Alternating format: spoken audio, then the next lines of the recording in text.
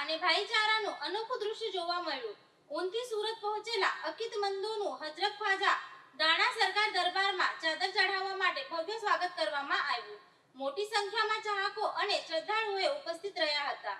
ધૂમધામ, નાત શરીફ અને ધાર્મિક માહોલ વચ્ચે જુલુસનું ઉષ્માભેર સ્વાગત કરવામાં આવ્યું. ઊનથી સુરત પહોંચેલા અકીદતમંદો હજરત ખ્વાજા દાના સરકારના દરબારમાં ચાદર ચડાવવાના પવિત્ર અવસરે સુરત પહોંચ્યા હતા.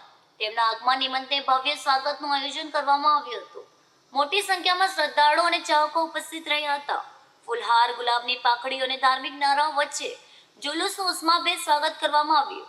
સમગ્ર વિસ્તાર ધાર્મિક રંગમાં રંગાઈ ગયો હતો અને અકીદતમંદોમાં ભારે ઉત્સાહ જોવા મળ્યો હતો. શાંતિ, ભાઈચારો અને આસ્થાનો સંદેશ આપતા આ કાર્યક્રમમાં અનેક લોકો હાજરી આપી હતી.